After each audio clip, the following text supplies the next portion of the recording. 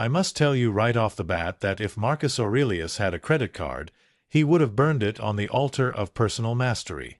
He was a person who ruled the most powerful empire in this period and chose to stay where he was, reminding himself every day that everything is permanent, including his exaggerated nutritional qualities and wealth.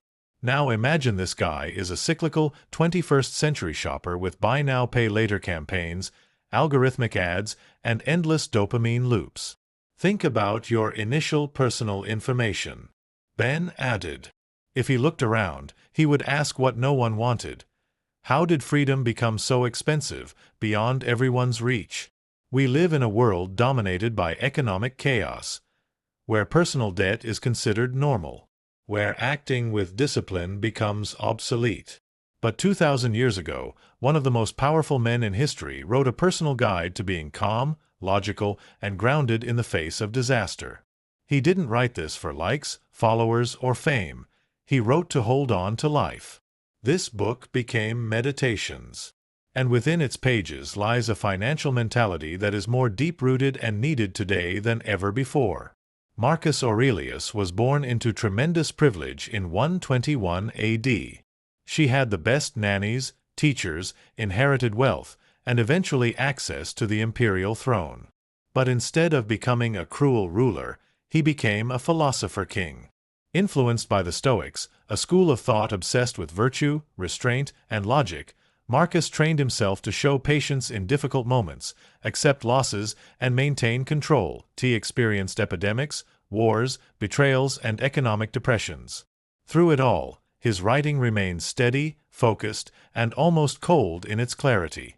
His purpose was not to relax. This was the rule of reason.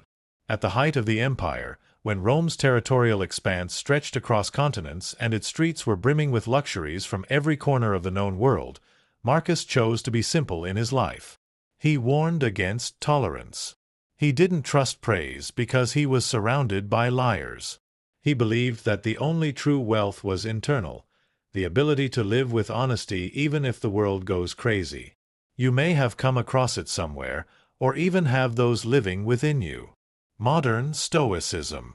The revival of modern Stoicism is not surprising. But here's the problem. We choose catchy phrases for Instagram captions while ignoring the economic engine Marcus is trying to protect himself from, and that engine has become even more dangerous. Because today's system is not just chaotic. It is designed to keep you financially and psychologically unstable. Personal debt in the U.S. has broken an all-time record. Credit card interest rates have risen above 20%. The financial literacy rate has fallen dramatically. Every digital platform you engage emotionally with is designed to trigger spending, comparison, and dopamine-fueled distraction. What's the result? A society that looks rich but lives paycheck to paycheck. A generation that is more anxious than the previous generations, thinking about how to make ends meet, less financially stable, not thinking about the future, and more easily manipulated. And an economic system that survives not by creating real wealth, but by making money from your emotional instability. This is where Stoicism becomes revolutionary. Dissatisfaction with the situation. It's not about suppressing the feeling. It's about refusing to be ruled by it, especially in your financial life. The Stoics taught that although we cannot control external events such as epidemics, markets, and wars, we can control our reaction and how events occur. Marcus reminded himself every day that death would happen someday, and that loss and poverty were natural for everyone. This desire was the root of pain. This self-control was actually the basis of freedom. These weren't random ideas. These were tools. They were the armor he wore against chaos. And if we apply them today, they still work. Imagine approaching your money the way Marcus approached power. Imagine not chasing status symbols. Not panicking when the market crashes. There's no need to upgrade your plan every time your phone operator tells you to. Imagine accepting that economic freedom comes not from having more, but from needing less. Don't get me wrong, I'm not talking about a minimalist life. This mentality goes far beyond minimalist aesthetics. Rest assured, This idea is a direct threat to the modern economy.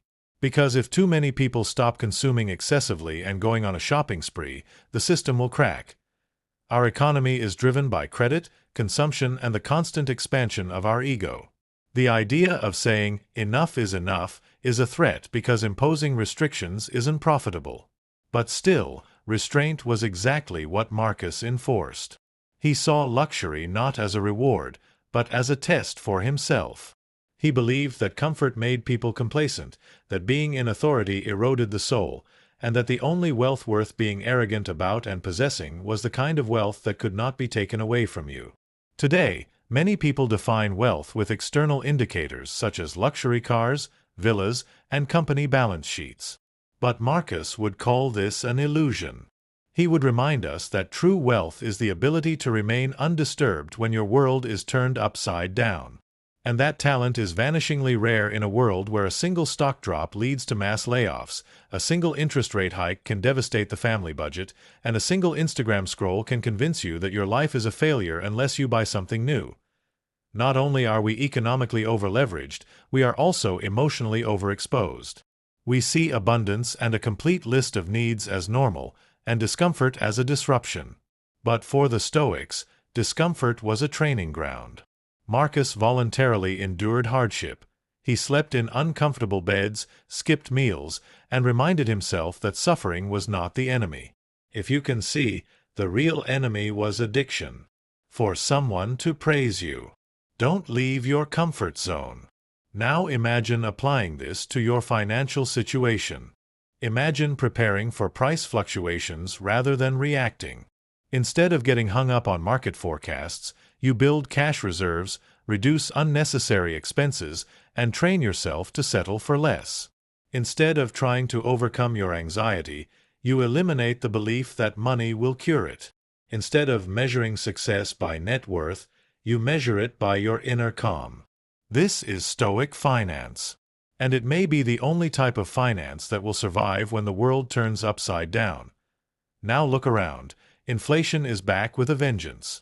Governments continue to borrow regardless of limits. Central banks print money to prevent recession. It is stuck between raising interest rates to contain the consequences of having already printed too much money. Meanwhile, most of us have no real savings, no isolation, no clarity. There's just a vague hope that someone up there knows what they're doing. But if the past tells us anything, it's that hope is not a coherent plan. Marcus wouldn't wait for the bailout. He wouldn't blame the system, even if the system itself was problematic. He would start with the only thing he could control, himself, his mind. The habits and expectations of your mind. This is where your power begins. Because the truth is, you don't have to be an economics expert to build freedom. You just need to be clear. What do you actually need? What are you afraid of losing and why? What are you chasing and is it yours? Most people don't ask themselves these questions. It doesn't even occur to you to ask. They are just playing the role assigned to them. And the system loves such people very much. But you're not here to be most people. You're here because part of you knows the numbers don't add up. There is a problem somewhere. That you have been sold a version of success that will benefit everyone but you. And maybe what you need isn't another app, another side hustle, or another financial expert raving about ETFs. Maybe what you need is ancient wisdom spoken softly, applied every day. So when markets panic, take a breath. When prices rise, simplify. When your feed tells you to consume, refuse. Don't let your mind lead you to unnecessary shopping. And when your fear tells you to react, don't. Because ultimately financial freedom isn't about what you earn. It's about what you have internally. Marcus Aurelius never had a credit card in his life. But he knew the price of having his wishes and what he would face in the future. And he knew the reward for mastering these things. This is true wealth. This is true freedom. And that's how you escape chaos, ancient or modern. I hope this has given you a new perspective. If so, you can subscribe. because we have a lot to learn together. In fact, the answers to our questions exist somewhere in history, and I will show you where to look. See you again.